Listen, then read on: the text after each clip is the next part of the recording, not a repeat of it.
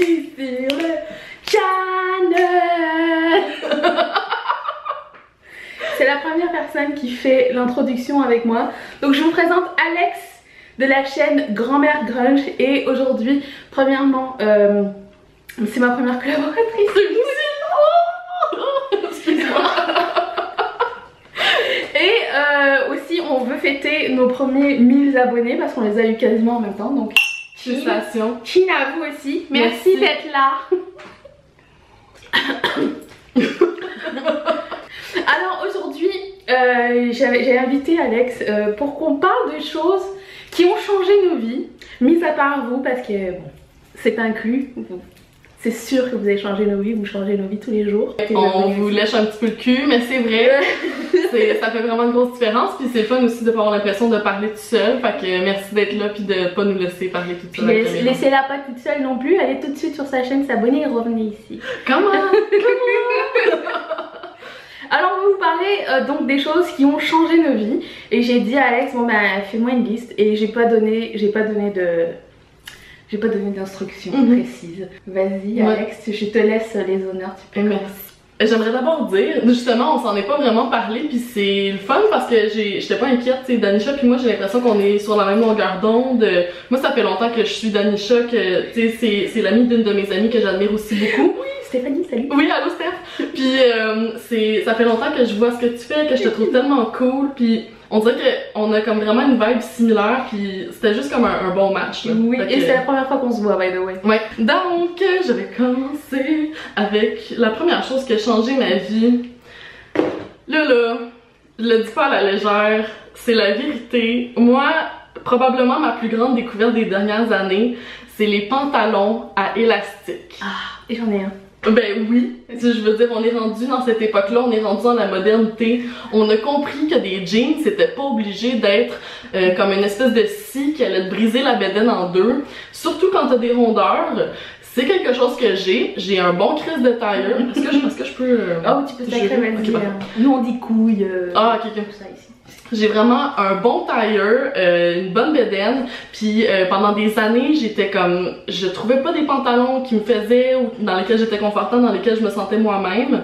Puis quand j'ai finalement découvert des pantalons à taille élastique, et là j'inclus vraiment tout là, c'est comme ça peut passer des gauchos comme on a vu beaucoup cet été, des pantalons comme plus propres mais avec une taille élastique. Oui, j'en ai acheté ouais, c'est comme, c'est partout, des pantalons avec un, tu sais, comme un petit nœud que tu peux vraiment styler. Même les jeans avec l'élastique? Hey, c'est ça, je porte en ce moment, des jeggings, je n'ai plus honte de le dire, les miens je les pogne chez Old Navy, c'est incroyable, puis ça a vraiment changé la manière dont je m'habillais. Parce qu'avant, j'achetais toujours mes vêtements un petit peu en fonction du fait que j'allais prendre de l'expansion dans l'univers. Puis alors que les gens ils achètent dans l'espoir de prendre un peu moins quand même. Mais moi, maintenant j'ai compris que c'était contre-productif, puis que j'aime manger. Ça a changé aussi mon rapport avec mon corps parce que je me sentais pas. Tu sais, quand tu te sens pogné dans tes vêtements, tu te sens gros ou grosse, peu importe ce que tu vas porter. Ouais, tu te sens pas bien, ouais. Des fois, je te cacherai pas que des fois je mets mes jeans un peu serrés quand je sais que je vais manger beaucoup pour essayer de pas manger trop.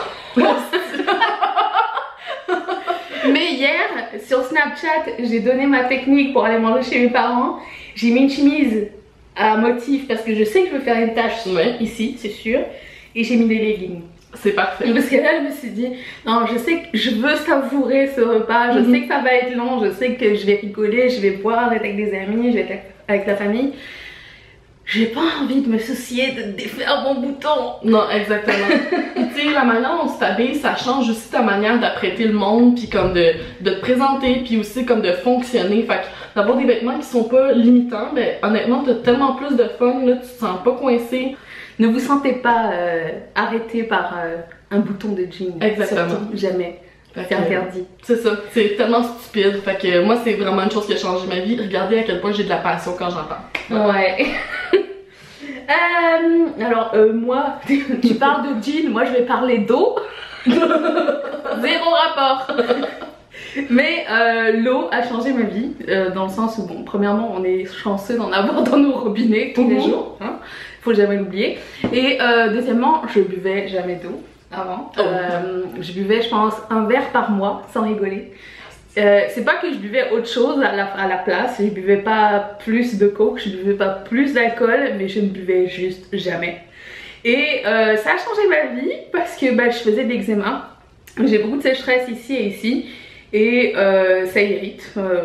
Et je buvais beaucoup de lait aussi. Donc l'un avec l'autre ça fonctionnait pas.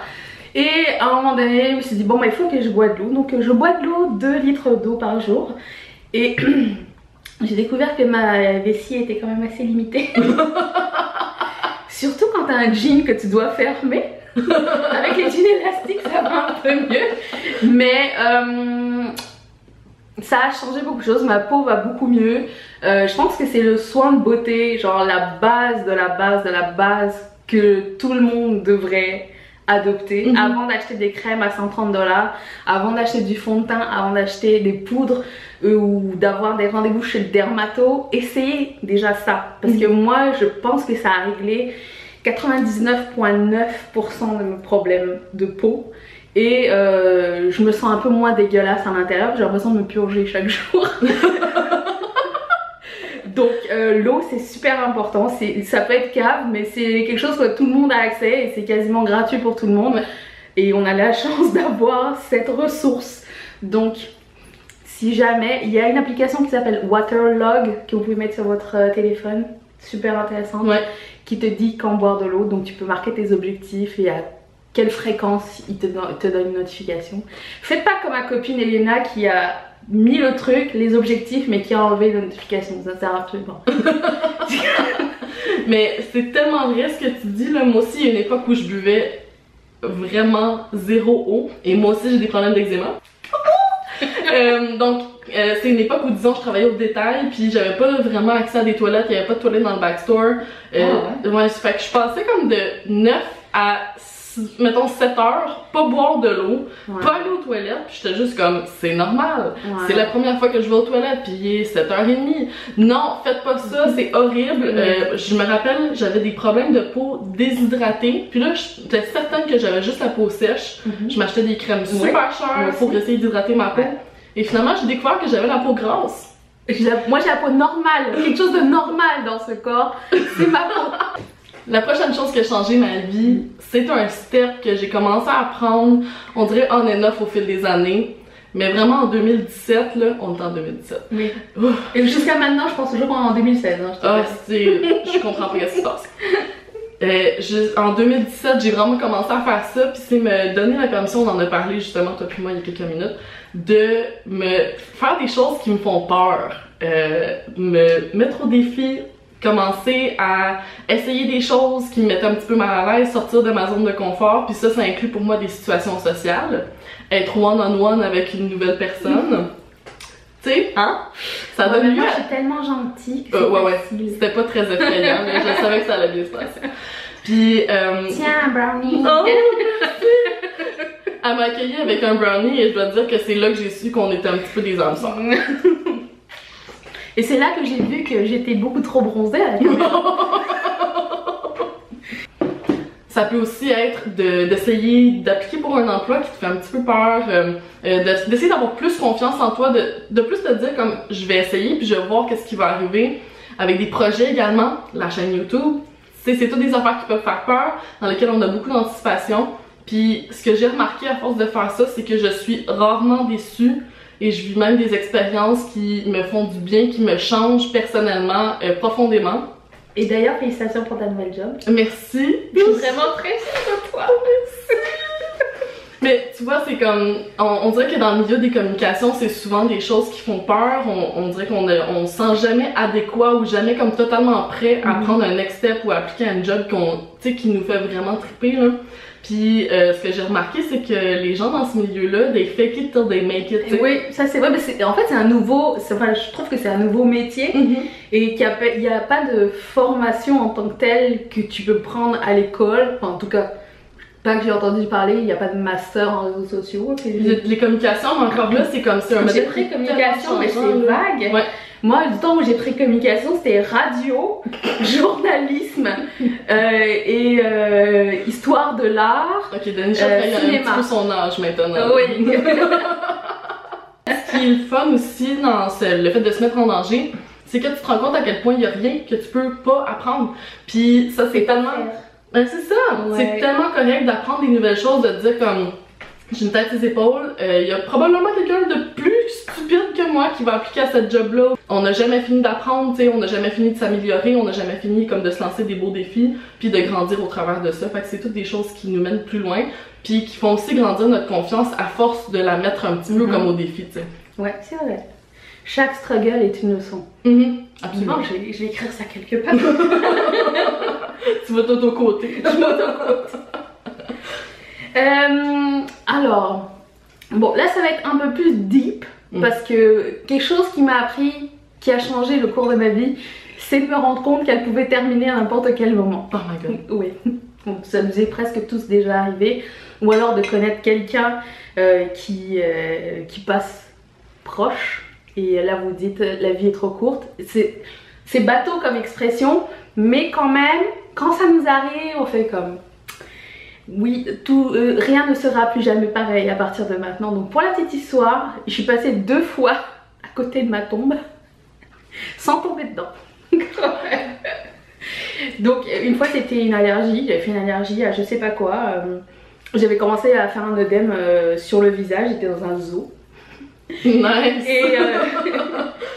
Et du coup, mon visage a gonflé et c'était un dimanche et il faut savoir qu'en France le dimanche il n'y a pas trop de médecins et il n'y a qu'une pharmacie de garde dans la ville, donc il a fallu qu'on cherche cette pharmacie sans jamais la trouver. Puis au fur et à mesure ça a fini par se calmer, mais j'avais comme... Quand j'avais vu mon copain de l'époque paniquer mais ne pas montrer sa panique, j'avais c'est peut-être con à dire, mais j'ai eu comme l'impression de me dire ou alors je me laisse aller puis je quitte mon corps et c'est fini, ou alors je me bats et je sais qu'il y a des gens qui m'aiment et qui vont faire attention à moi et tu vois, c'était l'un et l'autre. Mais ce que j'ai le plus appris de dedans, c'est que j'avais vraiment pas peur, ni de l'un ni de l'autre. Et avec le temps, j'ai appris donc à apprécier chaque petit moment de la vie, à me faire plaisir tous les jours et m'entourer de gens positifs tous les jours. Et même si des fois en fait tu te rends compte que tes amis ou des gens que tu penses être tes amis ou des gens que tu penses être une bonne influence finissent par pas t'apporter vraiment bonheur, tu peux déclutter ce côté-là de ta vie. Tu as le droit, tu peux t'octroyer ce mouvement-là et t'as pas besoin de t'expliquer. Je sais que c'est chiant pour beaucoup de personnes. Moi quand je l'ai fait en octobre dernier, j'avais arrêté mon ancienne chaîne et je me posais énormément de questions. C'était une époque où je me sentais pas très bien et j'étais pas au bon endroit et je me suis dit non, il y a quelque chose qui fonctionne pas. J'ai fait le vide. Certaines personnes m'ont senti offensée, je comprends. Si tu pars sans laisser de mots, sans t'expliquer, ils vont te dire elle est folle ou on lui a fait quelque chose, elle nous a pas dit ou quelque chose comme ça. Et je suis consciente d'avoir offensé des gens, mais je suis aussi consciente d'avoir pris cette décision juste pour moi. On a le droit d'être égoïste et on a le droit, si la décision est bien pensée, on a le droit de claquer une porte pour en ouvrir une nouvelle qui va nous faire grandir d'une meilleure façon. C'est comme si on se donnait une seconde chance. On n'est pas obligé de vivre avec nos bagages, des trucs lourds, et on n'a pas besoin de se justifier à qui que ce soit. Je pense que c'est important de penser à soi, même si les gens vont penser que c'est égoïste. Mais quand même, ils vivent pas chez nous. Exactement. Mais t'as tellement raison, là, c'est comme... On n'a pas de temps à perdre avec des amitiés ou des fréquentations toxiques parce que justement tu sais pas quand ça va finir. Tu sais pas non plus à quel point comme ces énergies-là que tu mets dans les gens qui ne t'en redonnent pas beaucoup ou qui t'influencent pas d'une manière positive et au contraire des fois qui peuvent t'influencer d'une manière négative. Tu sais pas à quel point ces énergies-là peuvent te retenir de faire de belles choses. Mettre faire des relations c'est pas facile. Non, c'est poche même. Mais c'est vraiment plate, mais c'est... Il y a pas de bonne façon de le faire. Tu peux pas aller voir quelqu'un et dire excuse-moi mais là je pense que t'es pas une bonne personne appropriée pour moi, il va falloir que je m'en aille. Tout le monde fait son possible, tout le monde essaie d'être la meilleure personne qu'ils peuvent, on a tout du bagage émotionnel, par contre t'es pas non plus obligé de t'encombrer du bagage émotionnel de tout le monde. Non, c'est ça. Puis c'est important comme de réaliser ça pour juste pour devenir la meilleure version de soi. Ok. Une chose que j'ai comprise, et je pense que Danisha, tu vas être d'accord avec moi. Sûrement. Oui. Là, on est dans les trucs deep, ok? Mais dans la vie, là, moi, il y a une chose que j'ai compris, et quand même à un très jeune âge, mais c'est quelque chose que je perfectionne à chaque année, c'est que il faut pas se laisser empêcher de faire des choses parce que les gens ont une opinion là-dessus. Par exemple, au niveau de la mode, au niveau cosmétique, au niveau comme du physique, il y a plein de gens qui vont dire que t'as pas une face pour avoir des cheveux courts, t'as des trop petites lèvres pour porter du rouge à lèvres foncé, que t'es trop grosse pour porter certains vêtements. Fait que toutes ces affaires-là, c'est quand même toutes des choses qui nous rentrent dans la tête puis qui restent dans le the back of our mind. Oui. Même si sur le coup on dit t'es qui pour parler? Ouais, exactement. Mon corps, mes règles. Ouais, c'est ça. Mais même si c'est personnes qui le manifestent comme clairement avec des mots intelligents, on vit quand même dans une culture qui nous encourage à croire qu'il y a un certain type de personnes qui peuvent porter juste un certain type de choses, qui peuvent avoir l'air d'une certaine manière. Puis dès un très jeune âge, moi je me suis rendu compte que quand ça me tentait vraiment de faire un changement ou de porter quelque chose ou de m'afficher d'une certaine manière, plus souvent qu'autrement, les gens qui me disaient que ça serait pas beau, qu'il y avait des doutes, c'était les gens qui trouvaient ça le plus beau finalement, si on veut vraiment y aller avec l'opinion des autres. Moi ça m'a pris du temps avant de m'afficher. Mais moi je suis née en France aussi, en France c'est pas du tout la même, la même mentalité, et quand je suis arrivée ici tout a changé parce que les gens s'en foutaient, mais tellement que ouais, ça m'a donné un boost de ce côté-là. Ouais, vraiment. Mais tu sais, comme on dirait que à force de comme plus être en phase avec ce que moi je voulais vraiment, avec comme mes désirs, puis comme ma personnalité que je veux exprimer au travers du physique puis des apparences, whatever. Je suis une personne qui aime vraiment expérimenter. J'ai eu 1 million de coupes de cheveux, très souvent très très courtes. Puis je me suis rendu compte que peu importe, c'est comme quand je vais prendre des risques, encore une fois on retourne au fait que comme t'es rarement déçu là, quand tu prends des risques, mais c'est aussi que comme si c'est lettre, tu vas être capable de patenter ça parce que t'es une personne créative. Je me sens tellement plus en phase, je sens tellement plus que je me respecte quand je me donne la chance justement comme de faire ce que je veux, puis mais de t'as vraiment... pas envie de leur répondre. Moi quand on me dit ça, des fois je leur dis mais c'est pas toi qui le porte, c'est moi. Exactement. Mais tu sais que la semaine passée, il y a un monsieur, tu sais, je sais pas si tu as vu mon chandail avec des gros pompons fluo là. Non. J'ai un gros chandail avec des gros pompons fluo. Ils sont placés comme ça, et j'étais allée chez Walmart et il m'a dit, le monsieur que je ne connaissais pas, il était vieux, il avait genre 50, soixantaine, avec son chariot tout seul. De loin il me faisait un signe genre. Et là je m'approche et là il me dit, vous savez mademoiselle, c'est peut-être pas judicieux que vous portiez des pompons à ce niveau-là parce que les gens vous regardent pas dans les yeux.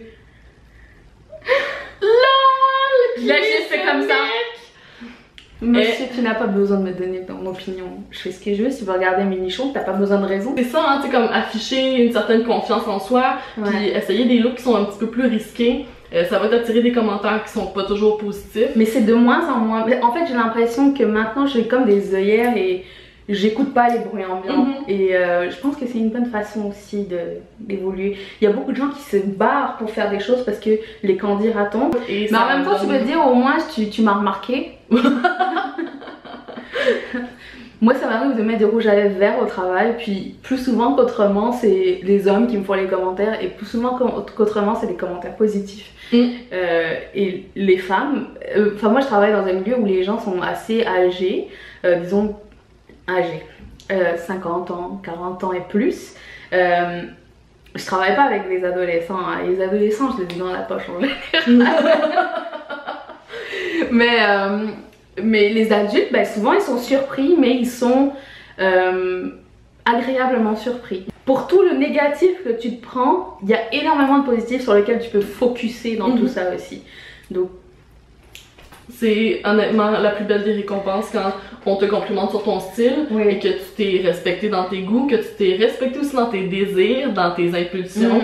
Puis il y a vraiment rien de plus le fun que de te faire une coupe de cheveux qui est funky, puis qui tourne bien, puis juste pour ce thrill-là, je suis prête à prendre des risques, puis à avoir 1 million de coupes de cheveux qui tournent pas bien. Voilà, on va finir là-dessus. Merci d'avoir regardé cette vidéo, et aussi on va remercier mes marraines d'avoir supporté cette vidéo. Là vous avez supporté 2 personnes pour cette vidéo, merci beaucoup, c'est super gentil. On se retrouve tous les lundis, mercredis et samedis. N'oubliez pas de vous abonner à sa chaîne, à ma chaîne. Oui, je vais mettre toutes les informations de toute façon. Et on se retrouve sur sa chaîne parce qu'il y a la suite. À tantôt.